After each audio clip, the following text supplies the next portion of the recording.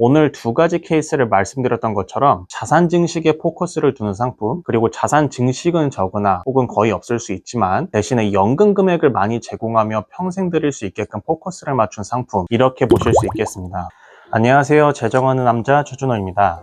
제 유튜브를 보고 계신 많은 분들은 회사에서 제공해주는 401k 플랜 혹은 개인적으로 트래디셔널 IRA, 로스 IRA 플랜들을 많이 하고 계신 것 같습니다. 은퇴연금을 이미 401k나 IRA에 맥시멈으로 불입하고 있으심에도 불구하고 불입하고 계신 금액이 부족하다고 생각하여 은퇴를 하시는 시점에 준비가 안 될 것 같다, 혹은 401k를 회사에서 운영해주고 있는데 이제 나이가 은퇴 시점에 가깝게 다가오다 보니 좀 더 안전하게 자산을 운영하고 싶다라고 생각하시는 분들이 종종 뵙곤 했는데요. 그래서 문의를 주십니다. 401k, IRA 말고도 추가적으로 은퇴 플랜을 더 할 수는 없나요? 자, 이미 눈치챈 분들은 아시겠지만 이 주제를 준비한 이유가 당연히 그러한 준비를 할 수 있는 방법이 있기 때문에 준비를 했겠죠. 그래서 오늘은 401k, IRA 플랜 이외에도 추가적으로 준비할 수 있는 방법이 어떤 방법들이 있는지 알아보도록 하겠습니다. 간단한 이해를 돕기 위해 Qualify와 Non-Qualify를 비교를 먼저 해드리자면, 여러분들께서 많이들 하고 계신 401k, IRA 등을 Qualify 플랜이다 라고 생각하시면 되겠습니다. Qualify 플랜에 속해 있는 특징으로는 매년 금액의 맥시멈이 정해져 있죠. 하지만 Non-Qualify 플랜은 맥시멈 금액이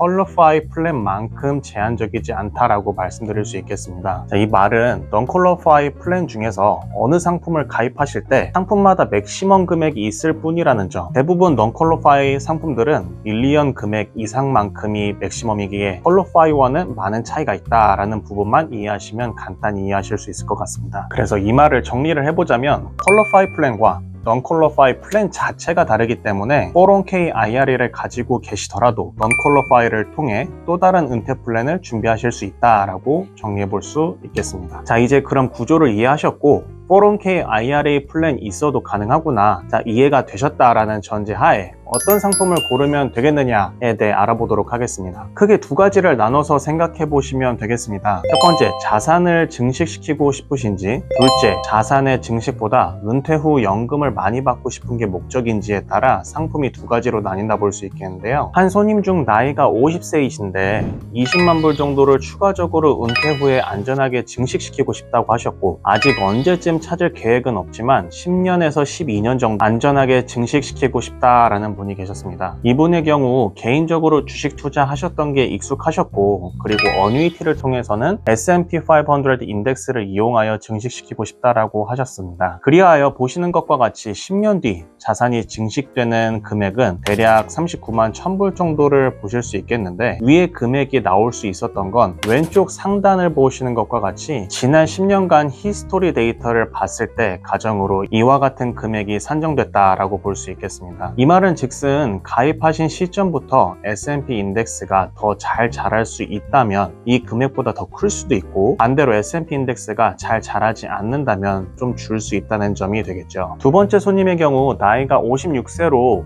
이분의 목적은 7년 뒤인 63세의 은퇴를 목적을 두고 있고, 은퇴 후 금액을 가장 많이 받는 방법을 문의 주셨습니다. 그동안 CD로 모아두신 35만 불 자산을 통해 어뉴이티에 가입하신 결과 63세부터 매년 받게 되시는 금액은 34,230불이 되며, 이는 평생 동안 매년 34,230불씩 제공되게 됩니다. 여기서 질문이 생길 수 있겠죠? 첫 번째 손님 케이스처럼 자산을 증식시키고 나중에 연금을 신청하는 게 더 많지 않을까요? 라는 질문이 될 수 있겠는데요. 어뉴이티 상품은 각자 가지고 있는 특징이 있습니다. 오늘 두 가지 케이스를 말씀드렸던 것처럼 자산 증식에 포커스를 두는 상품, 그리고 자산 증식은 적으나 혹은 거의 없을 수 있지만 대신에 연금 금액을 많이 제공하며 평생 드릴 수 있게끔 포커스를 맞춘 상품, 이렇게 보실 수 있겠습니다. 이 외에도 두 가지를 한꺼번에 같이 준비할 수 있는 상품, 그리고 은행의 CD처럼 고정이자를 주는 상품 등 여러 가지가 있겠지만 오늘의 주제만 포커스를 둔다면 크게 두 가지의 상품으로 어뉴이티를 많이 사용하신다라고 볼 수 있겠습니다. 또 한 가지, 목돈으로 한 번에 불입하는 것 말고도 분할로 가입할 수는 없을까요? 라고 물어보시는 분들도 계시는데요. 네, 당연히 가능하십니다. 있습니다. 다만 오늘 매달 혹은 매년 분할로 이용되는 방법을 말씀드리지 않는 이유는 401k, IRA 등의 은퇴 플랜 이후에 추가로 연금 준비를 하시는 분들 대상자들께서는 대부분 목돈으로 많이 이용을 하시기 때문에 분할 납부에 대한 내용까지 말씀드리게 되면 너무 내용의 범위가 커져서 이 내용까지만 말씀드린 것이고, 그렇다고 제가 이 내용을 준비 안 하지 않았습니다. 지난 영상을 확인해 주신다면 이전의 케이스를 바탕으로 얼마만큼의 은퇴연금을 받을 수 있는지에서도 말씀드렸으니 참고드립니다. 모든 사람마다 은퇴를 하고 나서 삶의 방향성이 각자 다릅니다. 은퇴 후에 정말 돈이 많으신 분들은 그래도 조금 걱정이 적으실 수 있겠지만,